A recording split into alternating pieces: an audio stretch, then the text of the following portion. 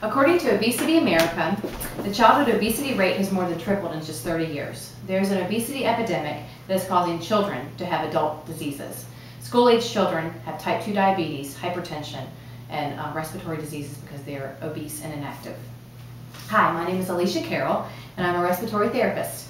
I have been taking care of children and babies at a children's hospital in Roanoke, Virginia for 7 years. Today I'll be discussing three things: the health problems that are associated with childhood diabetes, childhood obesity, and the two possible causes for this recent epidemic. I believe sugary drinks and inactivity are to blame for the rise in childhood obesity. Some of the health problems associated with overweight and obese children are type 2 diabetes.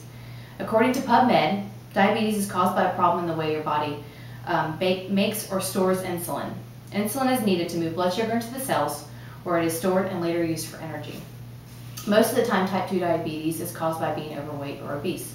Once the patient loses weight, they can essentially be cured and stop taking their medication or insulin. Diabetes can affect all of your organs, especially the kidneys.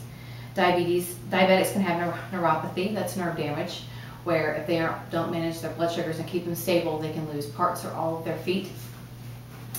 Obesity can also increase the risk for stroke and heart attacks. According to the Mayo Clinic, children can develop high blood pressure from high salt diets and sugar-laden foods. A bad diet can cause a buildup of plaque in the arteries, which can later cause a child to have a stroke or heart attack. Obese children can develop breathing problems such as asthma or pneumonia for being overweight. The second point I'm going to discuss is sugary drinks and how they contribute to childhood obesity. I believe that sugary drinks are a big part of the problem, and so do a lot of other sites. Many kids drink hundreds of calories per day from soda, fruit drinks, juices, energy drinks. Some of these drinks don't even appear bad for you. Some of them will have healthy sounding names and have the word water in the brand name. Check the label on the back and you'll see lots of sugar in the ingredients list. Most of them will have 2 to 3 types of sugars listed in the first few ingredients, indicating that the drink is nothing but sugar. These drinks are empty calories and have absolutely no nutritional value. Over time, they will cause a child to gain weight. According to a study by the Diabetes Journals, it showed that people who drink 1 to 2 servings per day will have a 26% increased risk for type 2 diabetes than those who never had sugary drinks before. That's a lot. People who are overweight or obese are much more likely to develop diabetes than people that are a healthy weight. Sugary drinks are full of empty calories. 1 20-ounce soda will have 240 calories in it and 16 teaspoons of sugar.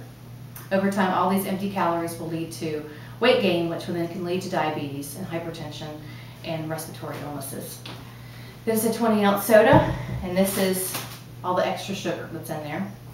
And this is a 2-liter that has 1 1/4 cup of sugar in it. That's excessive. The best thing one can do to prevent type 2 diabetes is to maintain a healthy weight.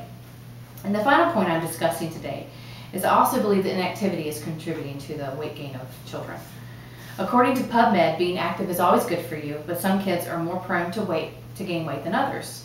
If a child plays not outside but inside on the computer, coupled with excessive calories, they will gain weight, and they will be unhealthy, and they could become diabetic. Some kids can eat tons of sugar, candy, and sodas and not gain any weight at all. So obviously some children are more prone to being overweight than others. I took care of a child last year that was 8 years old and she weighed 200 pounds. She had asthma, she was pre-diabetic, and she had really low self-esteem. She ate the same hospital trays as the other kids on the pediatric floor, but her mom was sneaking in tons of extra snacks like Pop-Tarts and sugary candies and sodas and pudding. She didn't bring her any healthy snacks like milk or apples. I feel like this child was being handicapped by her own mother. I felt sorry for this little girl because she was too young to understand that all that extra sugar was causing her to become morbidly obese.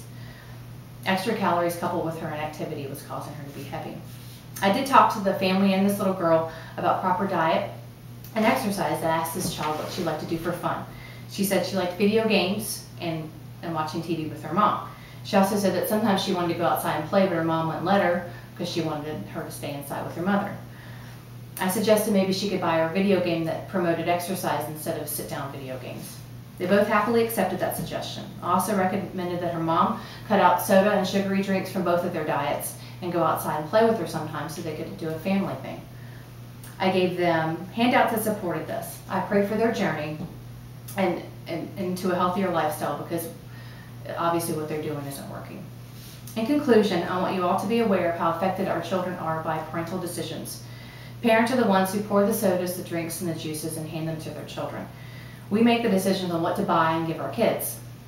Kids won't have the access to these potentially harmful beverages if we do not purchase them. So choose wisely. The health and future of our children depend on it. If your kids are thirsty, give them water or milk or other low sugar options. Picture those 16 teaspoons of sugar harming them, because it is harming them. You wouldn't want to send your kid to a party knowing that they had a 26% chance of getting hurt, would you? Well, when you give them that soda, you are harming them, because they have a 26% increased risk of having diabetes.